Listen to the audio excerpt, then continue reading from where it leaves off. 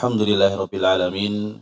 Shalatu wassalamu ala nabiyyina Muhammad wa ala alihi wa sahbihi wa man sara ala nahjihi ila yaumiddin. Subhanaka la ilma lana illa ma 'allamtana innaka antal alimul hakim. Allahumma 'allimna ma yanfa'una wanfa'na bima 'allamtana wa zidna ilma. Ma'asyiral muslimin, Bapak dan Ibu yang dirahmati Allah Subhanahu wa taala. Alhamdulillah kita bersyukur kepada Allah yang telah memberikan berbagai kenikmatan dan karunia-Nya, sehingga di antara nikmat tersebut kita dapat dikumpulkan di tempat yang mulia dalam kegiatan yang mulia yang mudah-mudahan Allah Subhanahu wa taala terima duduknya kita, hadirnya kita menjadi amal yang saleh. Amin amin ya rabbal alamin. Kemudian kami bersyukur juga kepada DKM Masjid Az-Zumar dan siapa saja yang memiliki andil dalam kegiatan yang mulia ini, yaitu majelis ilmu, di mana kita ketahui bahwa sebelumnya kita memiliki kajian rutin dengan beberapa ustadz di Masjid Baitul Muhajirin. Kemudian qadarallahu ma syaa fa'al, dengan beberapa alasan sehingga stop dan harus berpindah di tempat yang lain. Dan atas karunia Allah Subhanahu wa taala, Allah lapangkan kepada pengurus masjid dan juga seluruh yang memiliki andil sehingga kita bisa melanjutkan majelis ilmu yang mudah-mudahan menjadi sebab bagi kita semua untuk menempuh jalan menuju surga.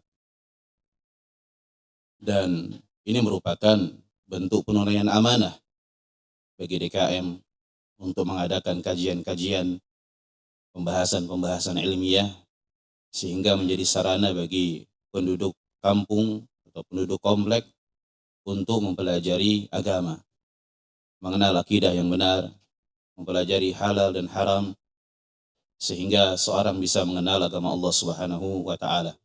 Dan telah dikatakan oleh Imam Syafi'i rahimahullah, beliau pernah berwasiat, la taskun bi baldatin laisa fiha alimun yunbi'uka atau yuftika an amri dinik wala tabibun yunbi'uka an amri badanik.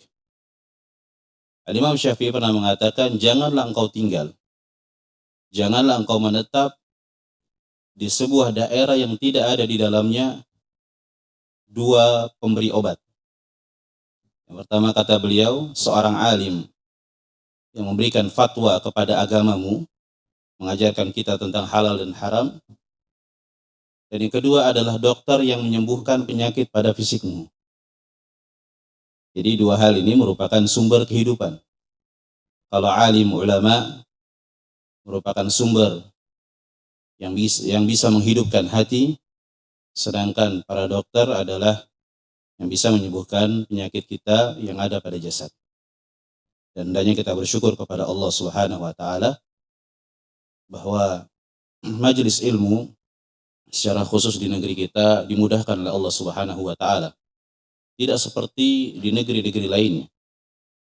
Kita tengok bagaimana saudara kita di Palestina, begitu juga sebagian daerah yang Ahlussunnah menjadi minoritas, atau bahkan sebagian muslimin yang tinggal di negeri-negeri kafir. Mereka terbatas untuk mengetahui agama. Maka kita bersyukur kepada Allah Subhanahu wa taala. Dan tentunya duduknya kita di majelis ilmu ini, tentunya kita akan membahas tentang hukum-hukum akidah-akidah, begitu juga halal dan haram, yang terkadang Allah berikan kemudahan kita untuk memahami, terkadang kita nggak paham. Tapi yang menjadi kepentingan kita untuk hadirnya kita di seluruh majelis ilmu, yang paling pokok adalah kita mengharapkan ampunan Allah Subhanahu wa taala. Dan telah datang dalam hadis yang sangat panjang, mungkin bapak-bapak mengetahui hadis tersebut, di mana Allah Subhanahu wa taala memiliki malaikat sayyarah, malaikat yang senantiasa berkeliling untuk mencari majelis az-zikr, majelis ilmu, di mana Allah Subhanahu wa taala mengutus beberapa malaikat khusus untuk mencari kajian-kajian, mencari majelis-majelis ilmu yang ketika mereka telah mendapati majelis tersebut melaporkan kepada Allah Subhanahu wa taala tentang apa yang sedang kita lakukan. Maka di antara keutamaannya Allah katakan qad ghafartu lahum. Sesungguhnya aku telah mengampuni dosa-dosa mereka. Subhanallah. Jadi bukan hanya haji, bukan hanya umroh, bukan hanya puasa yang menjadi sebab terampuninya dosa-dosa kita, Pak. Termasuk duduknya kita di majelis ilmu. Tadi baik kita faham, kita tidak faham. Baik kita fokus atau kita ngantuk. Artinya jangan sampai kita malas untuk mendatangi majelis ilmu. Bahkan lanjutan dari hadis tersebut, seorang malaikat mengatakan, Ya Rabb, fihim abdun khata' famarra bihim fajalasa ma'ahum. Wahai Rabbku, sesungguhnya dari rombongan majelis tersebut ada seorang hamba yang banyak dosa. Kemudian dia sedang lewat, ikut duduk juga. Lewat, ikut duduk juga. Artinya dia nggak punya kepentingan sebenarnya untuk majelis ilmu. Mungkin datang untuk nagih hutang, atau ada saudara yang mau dia panggil, dan seterusnya. Maka di antara luasnya rahmat Allah Subhanahu wa taala, sebagaimana disabdakan oleh Nabi sallallahu alaihi wasallam, al-mar'u ma'a man habba, seorang bersama yang dia cintai. Allah Subhanahu wa taala mengatakan humul qaum, Allah mengatakan qad ghafartu lahu, aku juga telah mengampuni dosa si fulan. Aku telah mengampuni dosa siapa? Fulan. Kemudian Allah mengatakan humul qaum la yasqa bihim jalisuhum. Karena mereka adalah suatu kaum, suatu kelompok yang tidak akan pernah celaka orang yang bersama mereka. Nikmat, Pak, ya. Diberikan kemudahan oleh Allah Subhanahu wa taala untuk duduk di majelis ilmu. Dan tentunya bahwa kehadiran kita di majelis ilmu tidak menunjukkan bahwa kita ini adalah orang istiqomah. Terkadang kita masih terjatuh di dalam dosa dan kemaksiatan, kelalaian. Kita harapkan ampunan Allah Subhanahu wa taala duduknya kita di majelis ilmu, juga dengan kita berharap agar Allah berikan pemahaman agama. Karena ini merupakan tanda kebaikan seorang muslim. Nabi sallallahu alaihi wasallam bersabda, "May yuridillahu bihi khairan yufaqihu fid din." Siapa yang Allah inginkan padanya kebaikan, niscaya Allah akan pahamkan agama. Mungkin hari ini kita belum berubah. Hadir di esok harinya belum berubah juga. Tapi kita nggak tahu pertemuan keberapa nanti bisa merubah dari akhlak kita, dari tawakal kita, dari kesabaran kita, dari bagusnya ibadah kita, sabarnya kita, syukurnya kita. Makanya sampai ada satu kisah, Al-Imam Ibnul Mubarak rahimahullahu ta'ala, beliau dilihat oleh sebagian kalangan masih sibuk menuntut ilmu. Padahal seorang imam yang besar, dengan keilmuan, dengan kedermawanan, dengan jihad, dengan ibadah yang dikenal oleh siapa yang mengenalnya. Maka ditanya, Ya Aba Abdillah, wahai Abu Abdillah, ila mata tatlubul ilm? Sampai kapan kau masih terus belajar? Maka satu ucapan yang mungkin layak untuk dicatat dengan tinta emas, beliau mengatakan, la'allal kalima allati fiha najati lam asma'ha ba'du. Karena bisa jadi dari majelis yang aku hadiri, ada satu kalimat yang ternyata di dalamnya itu menjadi sumber keselamatan diriku, menjadi sumber kebaikan diriku yang belum pernah aku dengar sebelumnya. Belum pernah didengar sebelumnya. Satu kebaikan, satu ilmu, satu nasihat, ternyata apa? Berderai air mata seorang hamba. Hatinya menjadi lembut. Kemudian tekadnya menjadi kuat untuk berubah menjadi hamba-hamba yang saleh. Kita nggak tahu, Pak. Makanya jangan pernah kita, Pak, lari dari majelis ilmu karena takut, apa? Kalau sudah belajar nanti khawatir nggak bisa diamalkan. Ada ungkapan seperti itu, Pak, ya? Kalau kita belajar nanti repot. Kenapa? Karena bisa jadi nanti sulit untuk diamalkan. Kalau sudah punya ilmu, nggak diamalkan, dosanya lebih besar. Padahal kebalikannya. Belajar itu satu kewajiban, beramal itu kewajiban yang lain. Kalau kita belum bisa melakukan dua-duanya, minimal satu dulu kan gitu Pak. Prinsip orang dagangan gitu. Nggak bisa dijual dua-duanya, ya minimal salah satunya. Maka kita tempuh dulu belajar. Mungkin kita malu dengan sebagian tetangga, teman, kita masih banyak dosa maksiat, bismillah saja. Kita duduk di majelis ilmu itu karena Allah Subhanahu wa taala. Bukan karena fulan, bukan karena Allah dan seterusnya. Maka kita bersyukur kepada Allah Subhanahu wa taala yang memudahkan langkah kita untuk sama-sama belajar. Dan insyaallah taala Bapak Ibu sekalian, rahimani wa rahimakumullah, kita akan mempelajari satu risalah yang sangat ringkas yang ditulis oleh Syekh Muhammad Ibn Abdul Wahhab rahimahullahu taala yang berjudul Al-Qawaidul Arba'. Dan di antara hal yang maklum bahwa Syekh Muhammad bin Abdul Wahhab merupakan salah seorang ulama besar yang dikenal dengan keilmuan dan juga keberhasilan di dalam dakwah serta karya-karya yang sangat bermanfaat bagi kaum muslimin. Terlebih lagi di dalam bab tentang tauhid, tentang perbaikan akidah.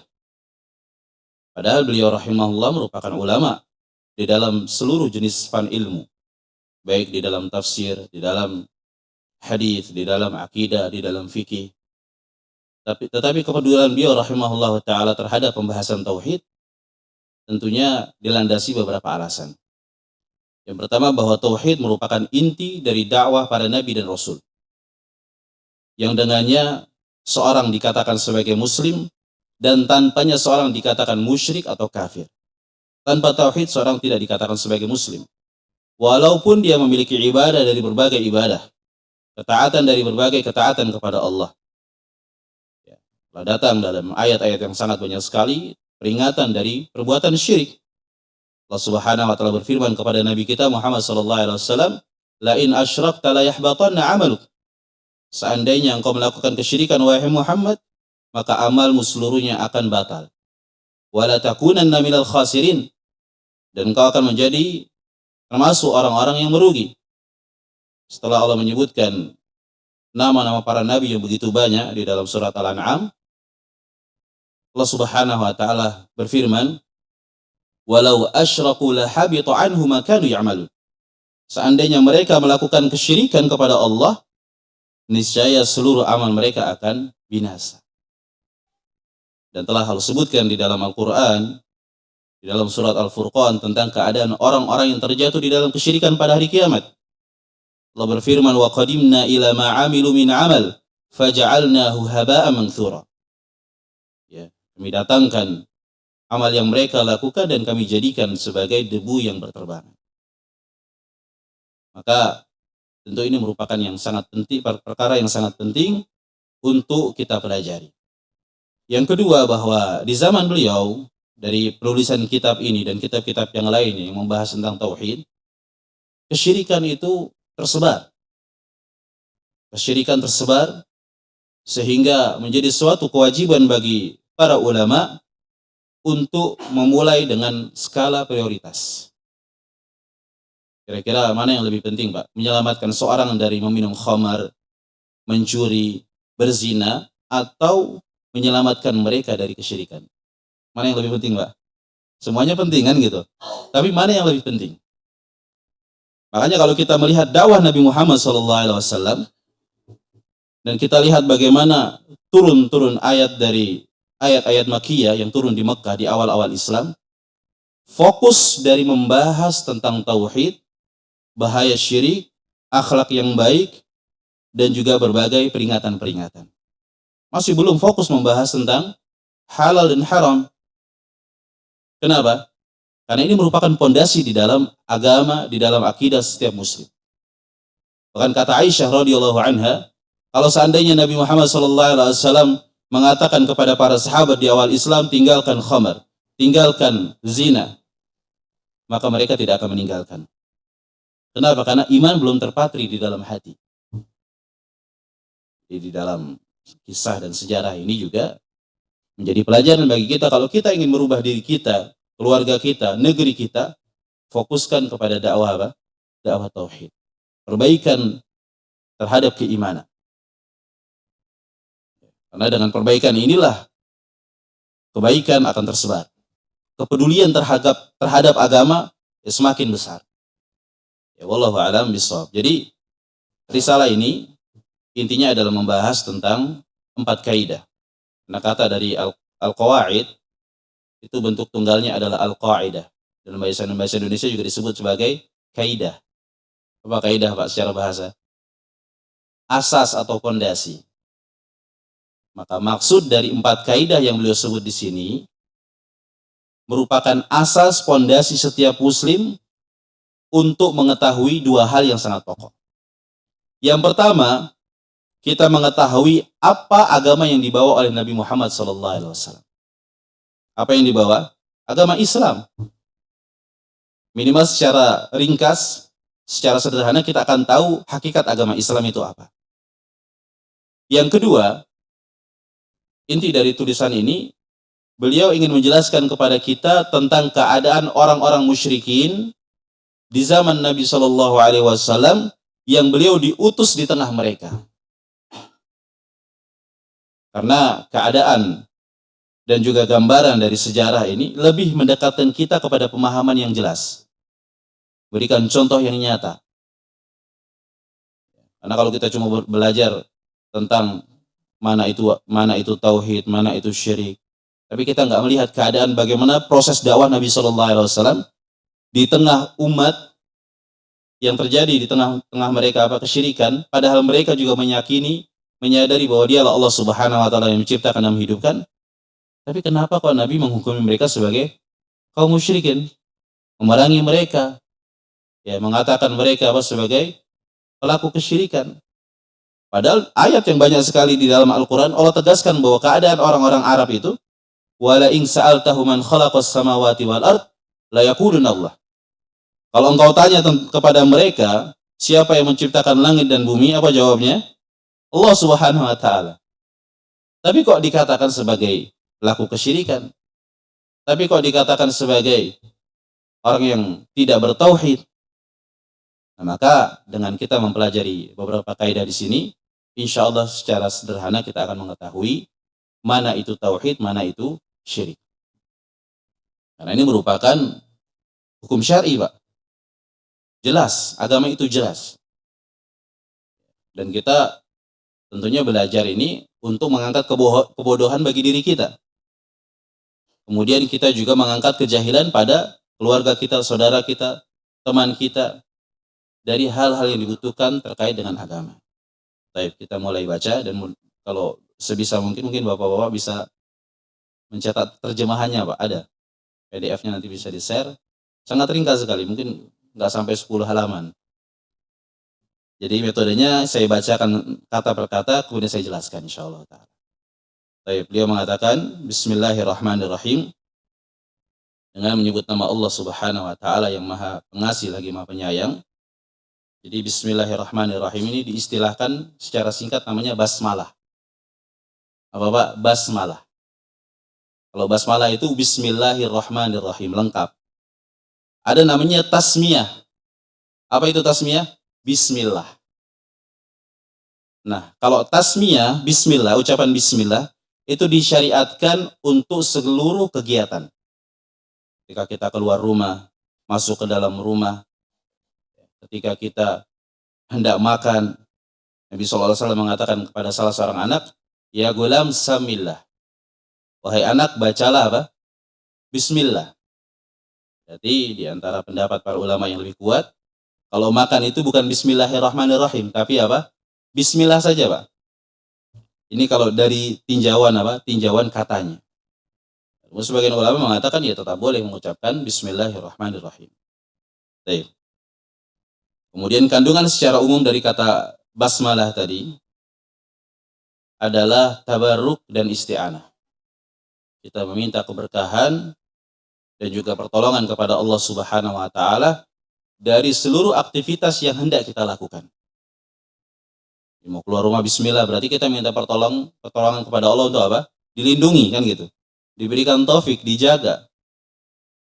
Kita ingin bekerja, baca bismillah, berarti harapan kita apa? Diberikan kemudahan, diberikan keberkahan, diberikan keselamatan. Jadi singkat tapi jangan diremehkan. Karena ini bentuk isti'anah, permohonan pertolongan kepada Allah Subhanahu wa taala.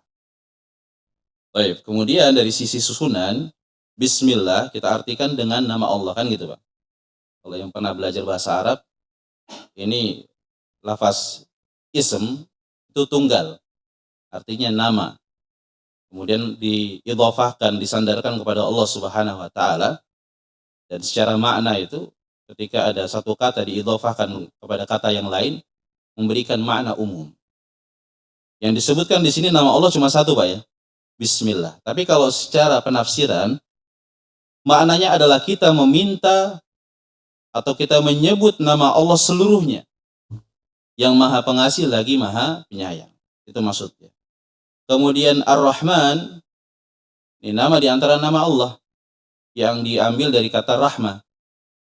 Dan para ulama menyebutkan bahwa nama Ar-Rahman maknanya adalah bahwa Allah Subhanahu wa taala secara zat ya diliputi dengan sifat rahmat. Dan rahmat Allah Subhanahu wa taala ini meliputi seluruh makhluknya. Baik dia muslim ataupun kafir. Baik dia manusia, jin, hewan ataupun tumbuhan. Baik di dunia maupun di akhirat. Kalau di dunia jelas umum, tapi kalau di akhirat khusus untuk orang-orang beriman rahmat Allah Subhanahu wa taala. Sedangkan Ar-Rahim ini terkait dengan perbuatan Allah yang senantiasa diliputi dengan sifat rahmat. Dan Allah Subhanahu wa taala berfirman, "Wa kana bil mu'minina rahima." Dan adalah Allah Subhanahu wa taala terhadap orang-orang beriman itu sangat penyayang. Dan makna dari Ar-Rahim terhadap orang-orang beriman adalah apa? Ketika mereka telah masuk ke dalam surga. Barulah sempurna sifat rahmat Allah Subhanahu wa taala dibagikan kepada orang-orang beriman. Ya, karena apa yang kita rasakan dari rahmat Allah di dunia, ini berapa persennya, Pak? Berapa persennya? 1% dari 100 rahmat Allah Subhanahu wa taala. Bayangkan bagaimana nikmat-nikmat yang kita rasakan saja itu begitu indah, begitu nikmat. Nah, pada hari kiamat seluruhnya dibagikan rata kepada penduduk surga. Ya, makanya segala apa yang Allah berikan di surga itu, dari apa-apa yang disebutkan dengan kenikmatan dunia, itu nggak semisal, nggak sama, Pak. Kita mungkin tahu di surga nanti ada makanan ini, makanan itu, buah ini, buah itu, sungai ini, sungai itu. Yang ada di dunia juga kan gitu, sebagiannya.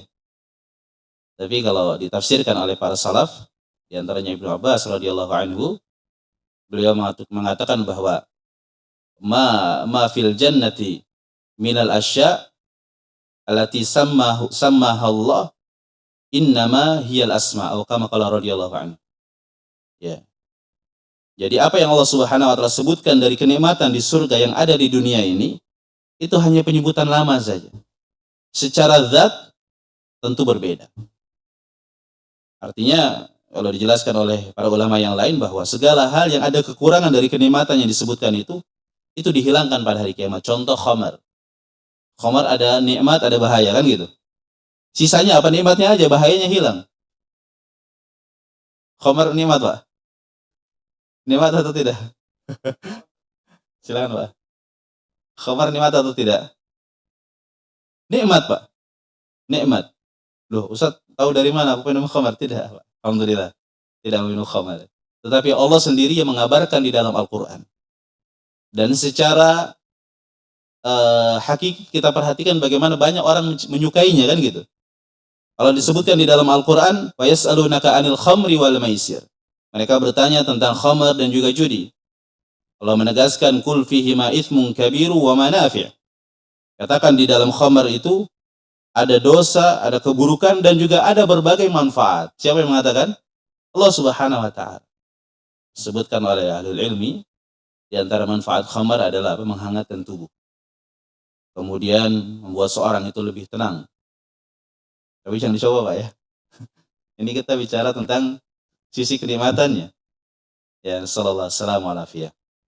Jangan sampai kita, keturunan kita, keluarga kita, kaum muslimin terjatuh di dalam khamar. Nah, khamar merupakan ra'su kulli fahisyah. Jadi pokok dari segala kejelekan. Banyak manfaatnya.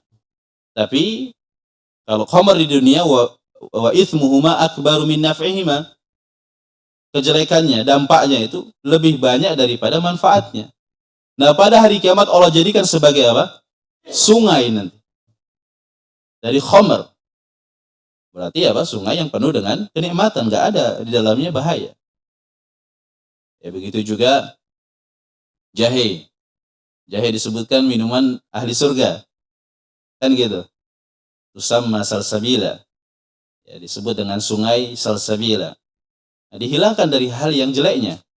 Mungkin sebagian rasa yang terlalu panas ya, dan semisalnya. Ini diantara karunia dari rahmat Allah Subhanahu wa taala yang begitu luas terhadap penduduk surga. Baik. Kemudian beliau mengatakan as'alullah al-karim rabbal arsyil azim. Aku meminta kepada Allah Subhanahu wa taala yang maha dermawan, yang maha mulia. Rabbal arsyil azim. Rabb pemilik arsy yang sangat agung. Ayyatawallaka fid dunya wal akhirah.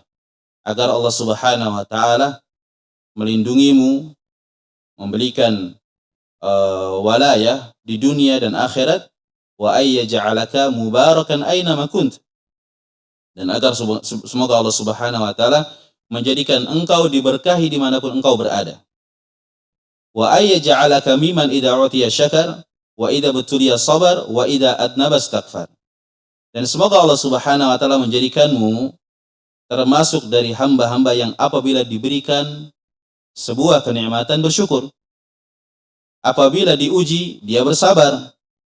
Dan apabila melakukan dosa, beristighfar kepada Allah Subhanahu wa taala. Fa inna haula'i tsalath unwanus sa'adah. Karena 3 hal ini merupakan kunci dari kebahagiaan. Ini muqaddimah yang bentuknya adalah apa? Doa. Jadi beliau ini sebenarnya guru kita, Pak. Karena kita mempelajari kitabnya kan gitu. Nah, di antara sifat rahmat di dalam Islam, bahwa siapa saja yang mengajari orang itu harus diiringi, disertai dengan sifat rahmat, adanya kasih sayang. Makanya di antara bentuk kasih sayang kita ketika mengajari orang itu kita doakan. Nah, beliau ini dari kitab ini dan kitab kita yang lain banyak mendoakan kebaikan. Kita kalau punya murid, kita punya anak, kita ajarkan, kita doakan barakallahu fiik, semoga Allah mudahkan, semoga Allah berkahi. Ini ciri dari orang-orang beriman. Ya, dan Nabi SAW telah mengatakan ar-rahimuna yarhamuhumur rahman, bahwa orang-orang yang saling memberikan rahmat kasih sayang niscaya akan dikasih sayangi, dirahmati oleh Allah Subhanahu wa taala ar-Rahman. Irhamu man fil ardi yarhamkum man fis sama. Rahmatilah yang ada di muka bumi ini, niscaya yang di langit akan memberikan rahmat kepadamu. Karena sifat rahmat ini asal dari segala kebaikan. Dan dakwah, nasihat, itu dibangun di atas sifat rahmat. Bukan kemarahan, bukan emosi, Pak. Sudah azan aja, Pak? Alhamdulillah. Lanjut dulu, Pak ya. Baik. Jadi dakwah dibangun di atas sifat rahmat. Sampai Allah Subhanahu wa taala berfirman di dalam surah Al-Imran terhadap Nabi kita Muhammad sallallahu alaihi wasallam. Allah mengatakan, "Fabima rahmatin minallahi linta lahum." Maka dengan rahmat Allah Subhanahu wa taala terhadap dirimu wahai Muhammad, engkau menjadi orang yang berkasih sayang terhadap mereka, yaitu para sahabat. Dengan kasih sayang Nabi sallallahu alaihi wasallam berdakwah kepada mereka. Kalau diibaratkan dalam satu hadis, ibarat manusia itu seperti hewan atau serangga di malam hari yang ingin menyerang apa? Api. Dan Nabi SAW berusaha untuk menjaga mereka dari kebinasaan. Sifat rahmat. Kata Allah bahwa dari rahmat Allah Subhanahu wa taala terhadap dirimu, engkau menjadi lembut terhadap mereka. Ya. Walau kunta faddan ghalidhal qalbi lam faddu min hawlik. Karena kalau seandainya engkau berlaku kasar, berlaku keras terhadap mereka, maka mereka akan lari dari dirimu. Ini Allah katakan kepada siapa? Nabi Muhammad. Kemudian yang dikatakan akan lari kalau dikerasi siapa? Para sahabat. Berarti para sahabat dibentuk dengan sifat apa? Sifat rahmat, kasih sayang. Walaupun bentuk kasih sayang ini ya berbeda-beda Pak ya. Nggak selalu dengan kelembutan, nggak juga. Terkadang dengan sikap keras. Ketika sikap keras itu lebih bermanfaat daripada apa? Kelembutan. Karena dakwah juga diiringi dengan hikmah. Ya, ud'u ila rabbika ila sabili rabbika bil hikmati wal mau'izatil hasanah. Ajaklah manusia kepada Rabbmu dengan hikmah dan nasihat yang baik. Hikmah itu apa? Menempatkan pada tempatnya. Kapan kita harus marah, kapan kita harus lembut. Itu dakwah Nabi kita Muhammad sallallahu alaihi wasallam. Di sini beliau mengatakan As'alullah al-Karim, aku meminta kepada Allah yang Maha Dermawan. Ini kalau diistilahkan di dalam pembahasan akidah, ini tawassul dengan nama dan sifat Allah Subhanahu wa taala.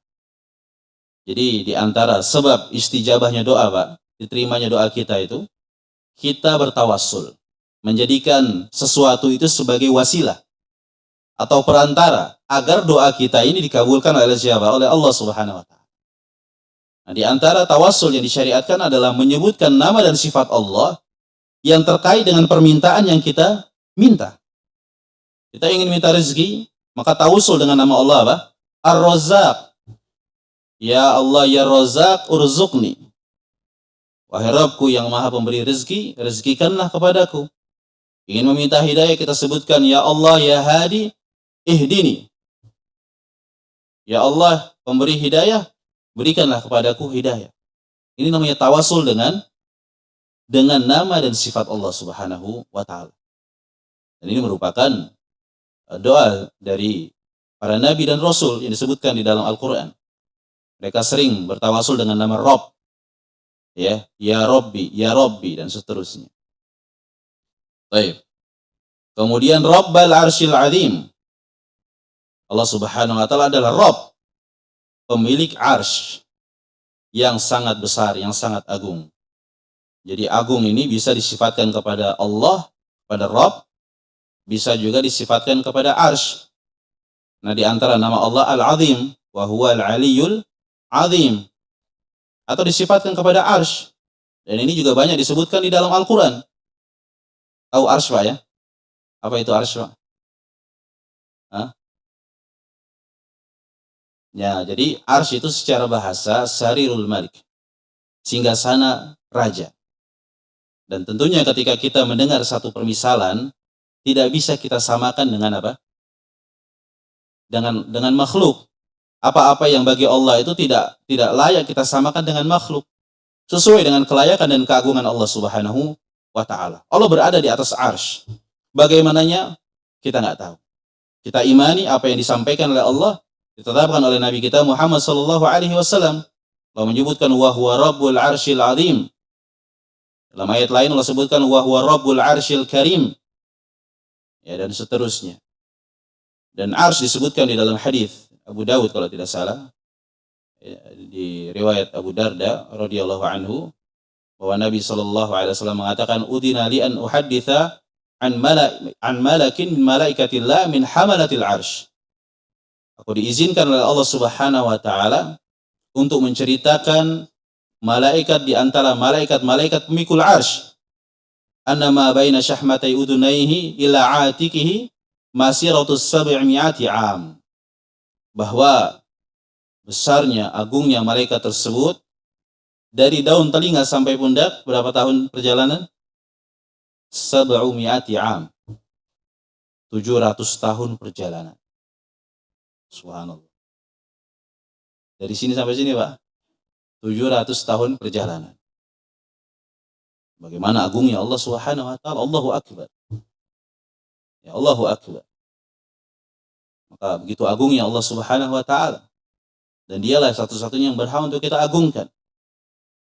Dan itu dipikul oleh berapa malaikat? Berapa? 70.000. Berapa, Pak? 8. Yang benar 8, Pak. Dalilnya surat Al-Haqqah, Allah berfirman, "Wa yahmilu 'arsya rabbika fawqahum yawma idzin 8." Wa 'arsy Allah dipikul 8 malaikat. Berarti 70 apa tadi? 700.000 tahun dipikul oleh 8 malaikat. Subhanallah, betapa agungnya Allah Subhanahu wa taala. Ini menunjukkan keagungan bagi Allah Subhanahu wa taala. Azan dulu Pak atau lanjut? Setelah azan lanjut. Baik, jazakumullah khairan. Subhanakallah wa bihamdika asyhadu an la ilaha illa anta astaghfiruka wa atubu ilaik. Assalamualaikum warahmatullahi wabarakatuh. 10 menit. 15 menit. Oh, baik. Ada pertanyaan juga, Pak? Baik. Bismillah, alhamdulillah, wassalatu wassalamu ala rasulillah, amma ba'd. Baik. Jadi kita sudah jelaskan dari satu kalimat dari doa beliau rahimahullah ta'ala, sallallahu alaihi karim, Rabbal arsyil azim. Aku meminta kepada Allah Subhanahu wa taala yang maha mulia, Rabb pemilik arsy yang sangat besar, sangat agung, sebagaimana tadi telah kita jelaskan. Kemudian kandungan doa beliau, ayyatawallaka fid dunya wal akhirah. Semoga Allah Subhanahu wa taala memberikan pertolongan kepadamu di dunia dan di akhirat. Jadi doa-doa yang beliau panjatkan ini sebenarnya buah dari tauhid. Buah dari tauhid, dari pengagungan terhadap Allah Subhanahu wa taala. Yang pertama di antara keutamanya adalah Allah akan memberikan pertolongan kita di dunia dan di akhirat. Kalau pertolongan di dunia, Allah Subhanahu wa taala berfirman, "Inna lanansuru rusulana walladzina amanu fil hayatid dunya wa yauma yaqumul ashhad."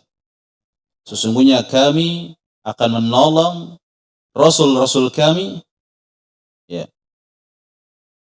di dunia dan hari di mana seluruh saksi akan berdiri menyampaikan persaksiannya. Maksudnya ditolong di dunia dan di akhirat. Kalau ditolong di dunia, pertolongan Allah terhadap orang-orang beriman itu tidak selalu dengan kemenangan. Maksudnya kemenangan terhadap musuh. Terkadang ada kemenangan, terkadang ada kekalahan. Ya, tetapi pertolongan Allah yang paling besar di dunia bagi orang-orang beriman adalah istiqamah. Tegak di dalam menyampaikan kebenaran. Tegak di dalam melakukan ketaatan kepada Allah Subhanahu wa taala. Itu namanya pertolongan.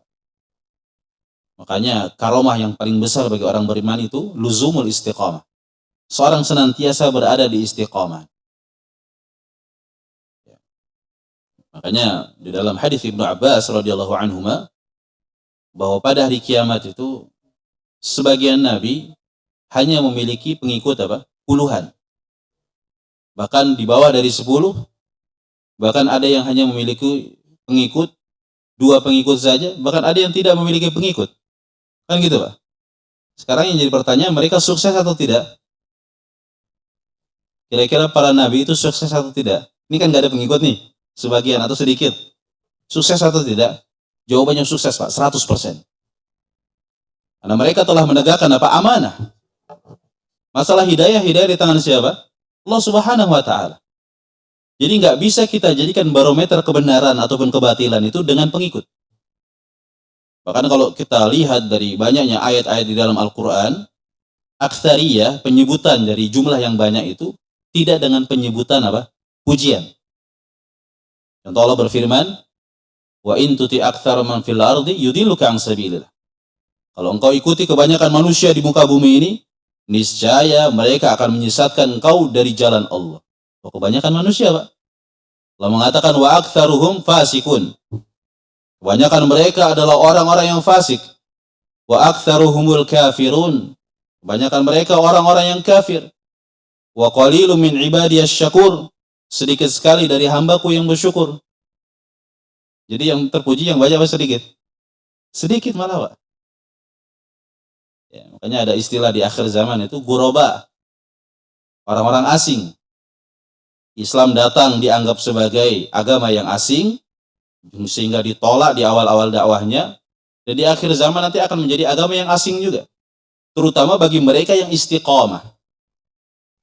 Mereka yang istiqomah itu dianggap asing oleh sebagian orang Islam juga. Dikatakan menyelisihi adat, dikatakan menyelisihi kebanyakan orang, semua orang gak seperti Anda. Ya, bahkan terkadang kita mendapatkan penentangan dari keluarga kita sendiri. Ada kisah yang sangat menakjubkan. Mungkin bapak-bapak kenal, namanya Umar bin Abdul Aziz.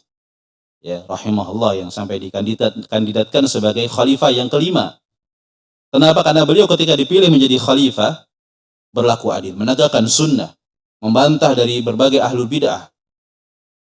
Kemudian yang lebih ajibnya lagi, beliau meninggalkan kekayaan yang tadinya beliau itu kaya raya. Ya. Sampai terdengar dari istrinya mendoakan kematian. Allahumma arihna minhu. Ya Allah, istirahatkan kami dari dia. Karena terlalu apa? Terlalu repot. Dikit-dikit haram, dikit-dikit nggak boleh, dikit-dikit jangan. Siapa? Orang yang menegakkan agama seperti itu, Pak. Keluarga kita yang nggak paham, mengira kita semuanya apa? Haram semua. Ini haram itu nggak boleh. Padahal kita itu menegakkan agama. Hidup di tengah masyarakat yang penuh dengan fitnah. Maka kata Umar bin Abdul Aziz, amin. Amin, diaminkan, Pak. Doakan kematian. Ya, rahimahullahu rahmatan wasi'ah. Maka tolak ukur pertolongan Allah itu kita istiqomah. Baik kita nanti banyak orang senang, orang tidak senang. Kalau kita dai banyak pengikut atau tidak ada pengikutnya, nggak ada masalah. Yang penting apa? Kita istiqomah. Menjalankan setiap perintah Allah, menjauhi dari larangan-larangan Allah Subhanahu wa taala, maka itulah kebenaran. Ya, itulah kebenaran. Nah, kalau di akhirat jelas pertolongan Allah. Diselamatkan dari alam barzah, diselamatkan dari kengerian padang mahsyar, diselamatkan dari melewati sirat, dan diselamatkan dari berbagai keburukan dari kehidupan, masukkan ke dalam surga Allah Subhanahu wa taala. Maka ini pertolongan yang hakiki. Kita meminta kepada Allah Subhanahu wa taala pertolongan tersebut. Amin, amin ya rabbal alamin. Baik. Satu lagi beliau mengatakan wa yaj'alaka mubarakan aina ma kunt. Dan semoga Allah Subhanahu wa taala menjadikanmu diberkahi dimanapun kau berada. Apa makna berkah, Pak? Apa makna berkah? Jadi kalau secara makna pun kita paham berkah itu banyak kan gitu ya. Makanya diistilahkan oleh para ulama berkah itu kathratul khair. Ya, wa thubutuhu. Jadi banyaknya kebaikan, atau dalam beberapa ta'rif kathratul khairil ilahi. Banyaknya kebaikan ilahi yang Allah Subhanahu wa taala berikan kepada sesuatu. Nah, beliau doakan supaya kita diberkahi dimanapun kita berada. Keberkahan orang beriman itu banyak, luas, Pak. Di antara contoh keberkahan adalah Nabi Isa alaihi salatu wassalam. Beliau mengatakan waja'alani mubarakan aina ma kunt. Allah menjadikan aku diberkahi dimanapun aku berada. Ditafsirkan oleh salaf atau sebagian dari penafsir salaf, maknanya adalah mu'alliman lil khair, karena Nabi Isa itu mengajarkan kebaikan.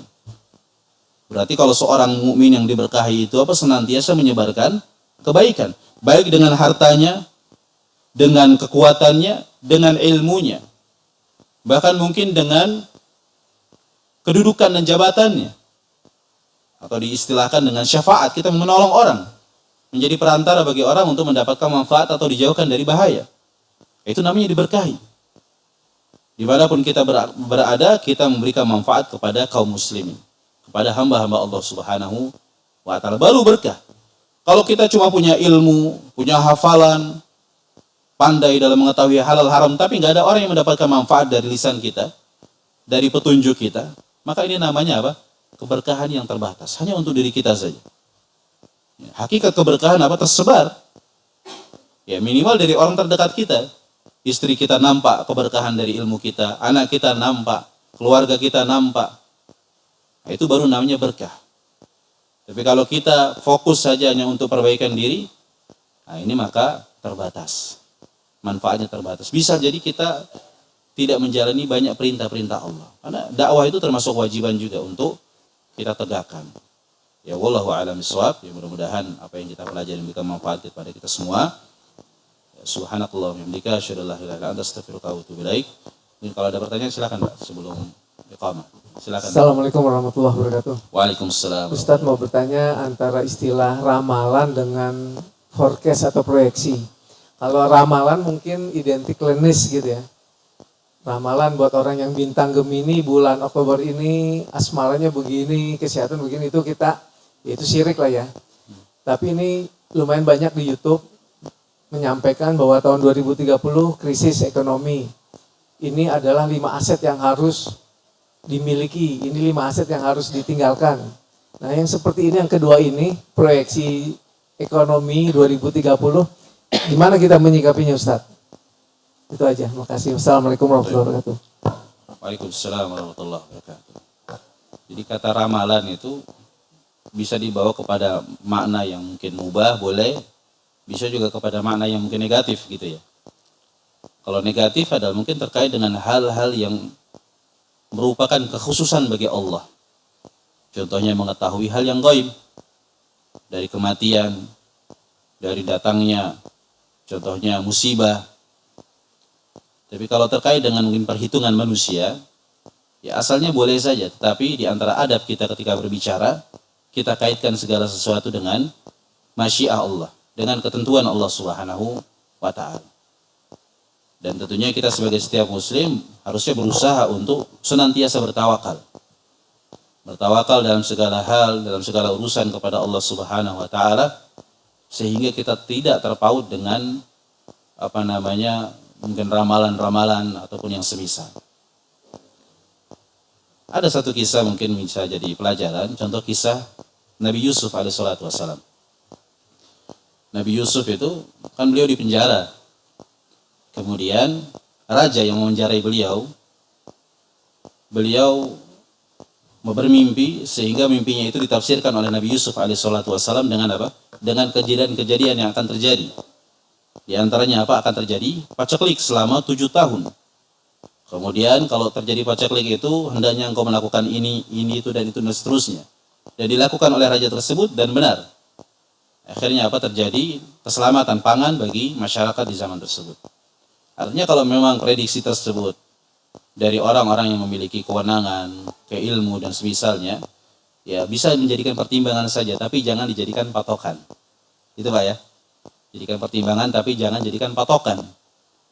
Karena apa yang dipertimbangkan oleh manusia hari ini mengatakan ini ternyata besok berubah. Kan gitu Pak. Tidak ada yang pasti. Tapi ketetapan Allah pasti terhadap hamba-hambanya. Wallahu a'lam bishawab. Silakan Pak. Assalamualaikum warahmatullahi wabarakatuh. Assalamualaikum warahmatullahi wabarakatuh.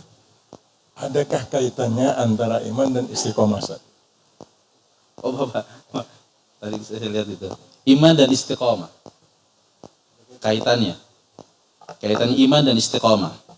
Baik. Nabi SAW,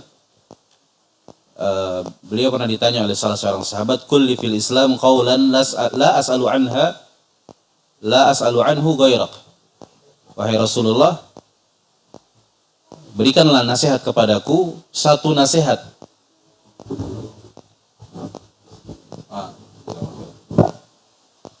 Berikanlah kepadaku satu nasihat yang tidak aku tanyakan kepada seorang pun selainmu. Maka Nabi mengatakan, kul amantu billah sumastaqim. Katakanlah aku beriman kepada Allah, kemudian istiqomahlah. Jadi keimanan dan istiqomah itu saling berkaitan. Kalau orang dikatakan beriman, maksudnya adalah apa? Orang yang menyempurnakan kewajiban-kewajiban, termasuk juga penyempurna di dalam keimanan. Karena iman itu, kalau disebutkan secara istilah terpisah dari keislaman, itu kan maknanya apa? Umum. Jadi Islam, iman, ihsan itu kalau dipisah, itu namanya sama saja Pak. Artinya agama seluruhnya. Bisa difahami nggak? Kalau saya mengatakan saya orang beriman, berarti harusnya saya menjalankan agama Islam yang benar. Saya mengatakan saya orang yang Islam, berarti saya menjalankan agama Islam yang benar. Saya adalah muhsin, orang yang berlaku ihsan, yang menjalankan agama Islam yang benar. Itu kata apa? Kata iman, ihsan, dan juga Islam. Kalau di penyebutannya apa? Terpisah. Ini perbedaan penggunaan bahasa Pak ya. Tapi kalau digabung, contohnya hadis Jibril, kita dengar ya.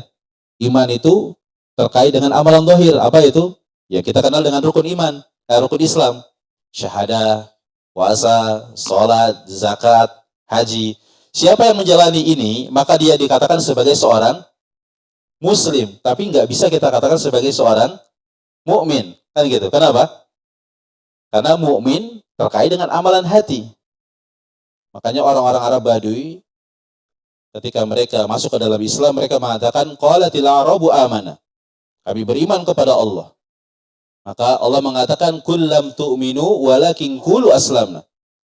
Katakanlah kepada mereka, kalian itu belum beriman, baru berislam. Artinya apa? Baru melakukan amalan zahir saja. Hatinya nggak tahu, hanya Allah Subhanahu wa taala yang tahu. Kita hanya menghukumi zahir, oh dia ini orang Islam, kenapa? Karena dia sholat, karena dia puasa, karena dia haji. Tapi terkait amalan hati, di sisi Allah ilmunya. Tapi kalau dia sudah beriman, nah, belum juga kita katakan sebagai orang berihsan. Karena agama itu ada tingkatan, Pak. Ada tingkatan. Ihsan itu yang paling tinggi. Cirinya senantiasa merasa diawasi oleh Allah Subhanahu wa taala. Berarti apa? Ya selamat dia dari dosa dan maksiat. Seandainya terjatuh, dia kembali lagi. Nah, mungkin pemahaman yang perlu kita luruskan bahwa orang yang istiqomah itu bukan berarti orang yang nggak pernah jatuh, Pak. Bukan berarti orang yang nggak pernah dosa maksiat, bukan. Kita ini potensi untuk melakukan dosa. Ya. Makanya Allah Subhanahu wa taala tatkala menyebutkan perintah istiqamah diganti dengan perintah apa? Istighfar. Allah mengatakan fastaqimu ilaihi wastaghfiru. Istiqamahlah kepada Allah dan beristighfarlah. Disebutkan oleh Imam Ibnu Rajab rahimahullah, Allah menyebutkan dua kaitan ini karena orang yang istiqamah itu pasti terjatuh. Ketika terjatuh dia kembali lagi dengan istighfar. Seperti itu. Wallahu a'lam bishawab. Silakan, Pak.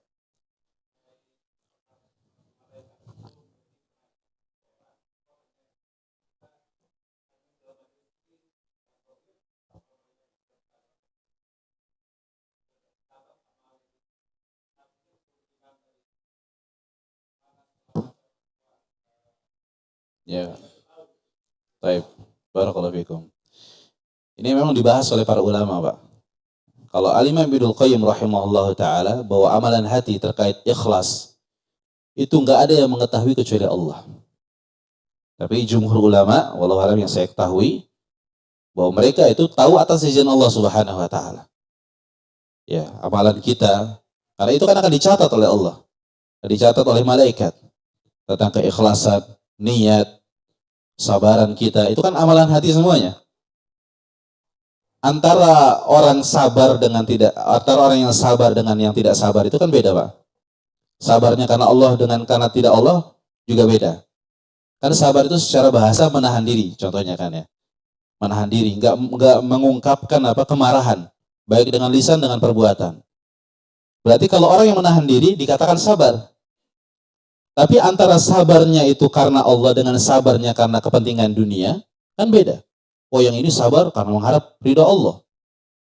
Dia mengerti bahwa kelak akan diganjar oleh Allah ibadah yang sangat agung. Yang satu sabar kenapa? Kalau dia marah-marah nggak digaji sama bos contohnya. Ada nggak? Ada karyawan dimarahi sama bos dia sabar. Beda atau tidak? Beda, Pak. Zahirnya sabar. Tapi terkait dengan hasil dari kesabarannya tadi, apakah untuk Allah dengan selain Allah berbeda? Nah, dari mana malaikat tahu? Ya pasti dari izin Allah kan gitu. Dicatat kemudian dilaporkan kepada Allah walaupun Allah mengetahui apa yang kita lakukan. Allah mengatakan qul in tukhfu ma fi sudurikum aw tubduhu ya'lamullah. Katakan apa saja yang kalian sembunyikan dan kalian nampakkan diketahui oleh Allah Subhanahu wa taala. Ya, wallahu a'lam bishawab. Intinya baik malaikat tahu nggak tahu yang penting kita hati-hati, Pak. Jaga hati kita. Wallahu a'lam bishawab. Barakallahu fikum. Baik, Pak. Assalamualaikum. Satu lagi kali ini terakhir. Ya, terakhir, Pak. Ya. Bismillahirrahmanirrahim. Allah berfirman di surat As-Sajdah, Allahul ladzi khalaqas samawati wal arda wa ma bainahuma fi sittati ayyamin tsumma stawa 'alal arsy. Nah, ini firman Allah yang sangat jelas dan kebetulan saya baca juga di dalam buku Ensiklopedia Rasulullah. Itu ada itu terkait dengan perjalanan Rasulullah. Ada namanya Sidratul Muntaha. Dan ini apa sih bedanya antara Sidratul Muntaha dengan ars gitu ya. Karena menurut buku ensiklopedia Rasulullah itu Rasulullah bertemu dengan Allah di Sidratul Muntaha. Dan itu mungkin terus yang kedua terkait tadi Yusuf, surat Yusuf gitu ya. Falamma dahulu ala Yusuf awa ilahi abawaihi wa qaladhu wa hudumis ya. Falamma dahulu ala Yusuf awa ilahi abawaihi wa qaladhu misr. Dah insya Allah aman katanya. Insya Allah wal aminin. Dan itu kalau Mekah itu kan didoakan oleh Nabi Ibrahim. Terus Madinah didoakan oleh Rasulullah SAW, Nabi Muhammad. Dan ini Mesir ini seperti apa keterkaitan dengan ayat tadi? Itu mungkin yang saya tanyakan kepada Pak Ustadz.